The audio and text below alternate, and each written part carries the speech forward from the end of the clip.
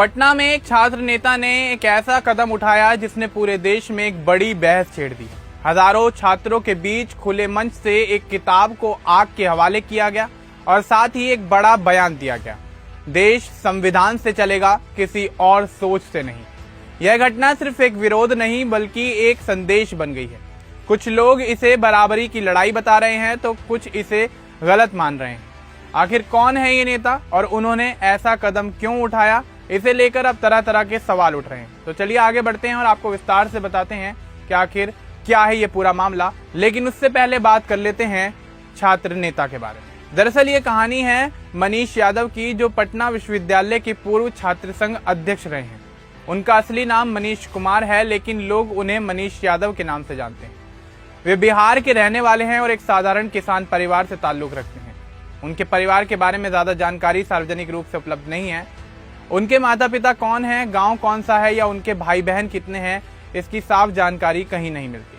खुद मनीष यादव ने कई बार कहा है कि वे किसान परिवार से आते हैं और आम लोगों की समस्याओं को समझते हैं। मनीष यादव का जन्म एक साधारण परिवार में हुआ और उनकी परवरिश भी उसी साधारण परिवार के माहौल में।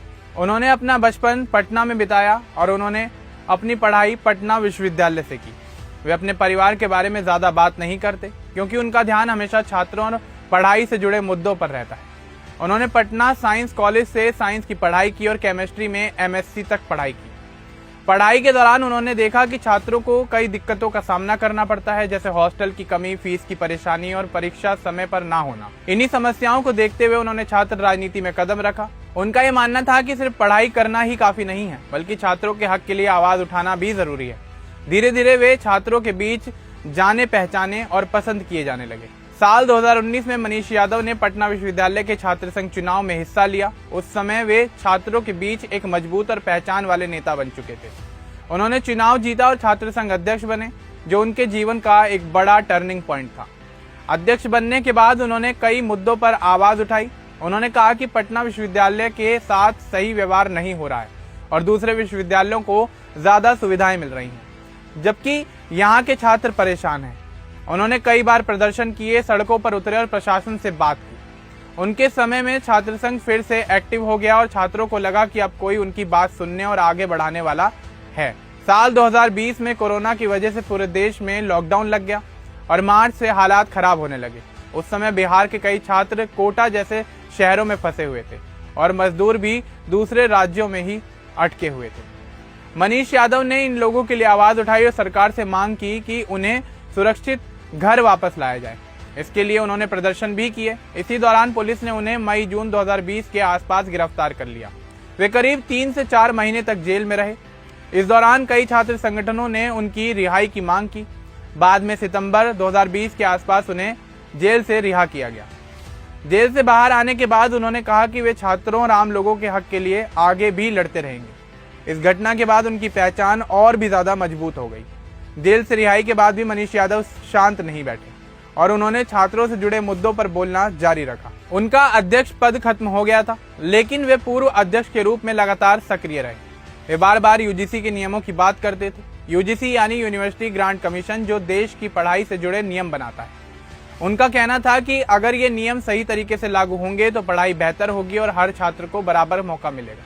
साल 2026 में एक नया मुद्दा सामने आया, जब 29 जनवरी 2026 को सुप्रीम कोर्ट ने यूजीसी से जुड़े कुछ नियमों पर रोक लगा दी। इससे कई छात्रों को लगा कि इससे एससी, एसटी और ओबीसी छात्रों को नुकसान हो सकता है। इसके बाद 2 फरवरी 2026 को पटना कॉलेज में एक बड़ा आंदोलन हुआ, जिसमें हजारों छात्र शामिल हुए। छात्रों ने वहां से मार्च निकाला जो गांधी मैदान की तरफ गया, जिससे रास्ते में ट्रैफिक जाम हो गया। पुलिस ने रास्ता रोकने के लिए बैरिकेड लगाए, लेकिन जब छात्र आगे बढ़ने लगे तो हल्की झड़प हो गई। इस दौरान कुछ नेताओं को कोतवाली थाने ले जाया गया और पूछताछ के बाद उन्हें छोड़ दिया गया। इस पूरे आंदोलन में मनीष यादव भी काफी ज्यादा सक्रिय नजर आए। अब बात कर लेते हैं 17 मार्च 2026 की, जो इस पूरे मामले का सबसे बड़ा दिन रहा। उस दिन पटना कॉलेज में यूजीसी नियम लागू करने की मांग को लेकर एक बड़ी महापंचायत हुई, जिसमें हजारों छात्र शामिल हुए। मंच पर कई छात्र नेता मौजूद थे और मनीष यादव भी उनमें शामिल थे। उन्होंने मंच से भाषण दिया और कहा कि पढ़ाई में बराबरी होनी चाहिए और यूजीसी के नियम लागू होने चाहिए। उन्होंने यह भी कहा कि देश संविधान से चलता है और हर किसी को बराबर हक मिलना चाहिए। इसके बाद उन्होंने एक ऐसा कदम उठाया जिससे हर तरफ चर्चा शुरू हो गई।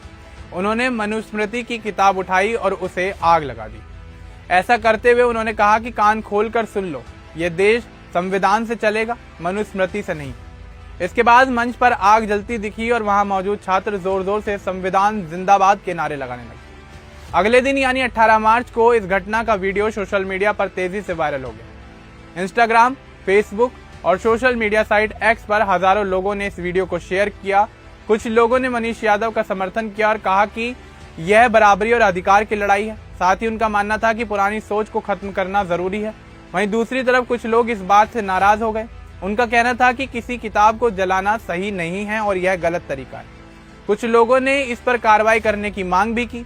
इस घटना के बाद मामला पुलिस तक पहुंच गया।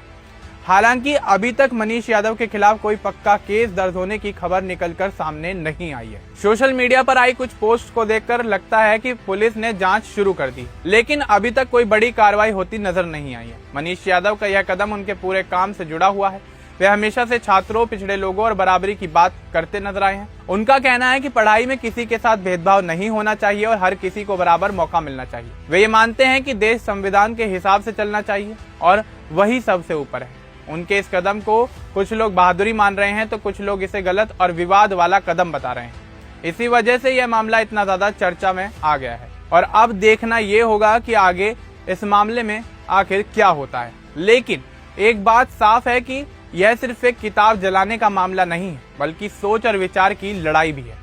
अब इस पूरे मामले को लेकर, मनीष यादव को लेकर, उनके छात्र राजनीति को लेकर और हालिया मुद्दे को लेकर आपका क्या कुछ कहना है, हमें कमेंट बॉक्स में जरूर बताएं। और इस तरह की और भी अपडेट्स जानने के लिए हमारे चैनल को सब्सक्राइब करना ना भूलें। धन्यवाद।